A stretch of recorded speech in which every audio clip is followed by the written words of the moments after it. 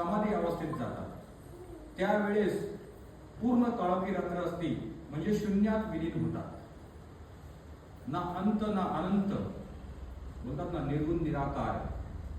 ज्यावेळेस आपण नवरात्र साजरी करतो तर देवी 9 दिवस आरामासाठी येते.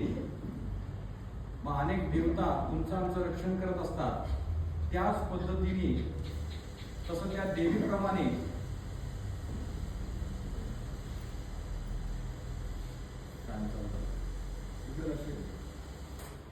त्याच देवीप्रमाणे शंकर भगवान हेही एक दिवसासाठी समाधी अवस्थेत जातात.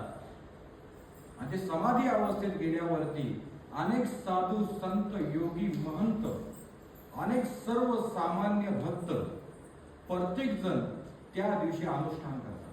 अनुष्ठान म्हणजे आता तुम्ही जे काल काय बेलपत्र प्रत्येकाने पंचामृताचा अभिषेक घातला असेल, वेगवेगळ्या पद्धतीने कोण दुधाचा अभिषेक घालतो, कोण दह्याचा घालतो, कोण मधाचा घालतो, कोण उसाचा रस, अनेक प्रकारचे. शंकर भगवानाला सगळे विषयाचे प्रकार चढवले जातात.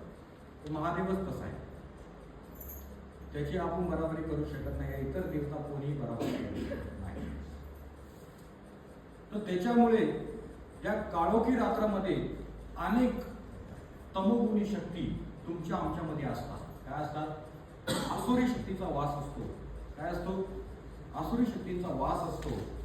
त्याच्यामुळे महादेव समाधी अवस्थेत गेल्यामुळे सगळ्यांना सुटका असते. काय असते? त्याच्यामुळे ही साधना उपासना म्हणजे कोणाला हानी होऊ नये, काळोखी रात्रीमध्ये कोणाला त्रास होऊ नये म्हणून प्रत्येक जण त्या शंकराच्या पिंडीवर अभिषेक घालतो, त्याला प्रसन्न करतो आणि मग त्याचा हिशोब ते महादेव भगवान साक्षात शिव अनंत अग्निस्तंभ ते हिशोब दुसऱ्या दिवशी घेतात. त्याच्यामुळं सर्वसामान्य सर्व भक्तगण त्या साधनेमुळे तरतात. म्हणून त्या रात्रीला पण शिवरात्र अशी म्हटली गेलेली आहे. आणि अशी पण एक लोकांची समज आहे, शंकर भगवान यांनी अनेक काही गोष्टी निर्माण केलेल्या आहेत. जसं पार्वती माता, लक्ष्मी माता. आता लक्ष्मीची उत्पत्ती ही महादेवांमुळेच झालेली आहे. ज्यावेळेस समुद्र मंथन झालं त्यांनी महाविष्णूंना ती सोपवलेली आहे, तुमचा आमचा उद्धार करण्यासाठी. आणि तोच उद्धार करण्यासाठी आदिशक्ती पार्वती माता तिथंच स्वरूप. पार्वती मातेने महादेवांना प्रसन्न करण्यासाठी 84,000 वर्ष तप केलं. काय केलं? 84,000 वर्ष तप केलं. ते 84,000 तप करून ती काळी पडली. काय पडली? अशी काळी पडली तर कोळशासाठी जे बेलाचं झाड होतं ती सुकलेली पानं ती फक्त ग्रहण करायची 84,000 वर्षापर्यंत. किती? महादेवाला प्राप्त करण्यासाठी, त्याच्या संगती विवाह करण्यासाठी. फक्त महादेवा संगती मला विवाह करायचा आहे. त्याच्यामुळे आदिशक्तीने 84,000 वर्ष तप केलं. ते 84,000 तप केल्यावरती साक्षात महादेव प्रसन्न झाले.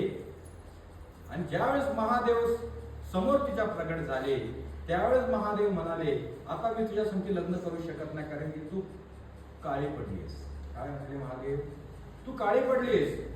तरीही तिने महादेवाला प्रार्थना केली, मी काळी पडली, तुमच्यासाठी परत तसंच स्वरूप करेल, परत 84,000 वर्ष मी तप करेल आणि तुम्हाला प्राप्त करून घेईल. काय म्हटली? आणि महादेव भगवान तिथेच प्रसन्न झाले.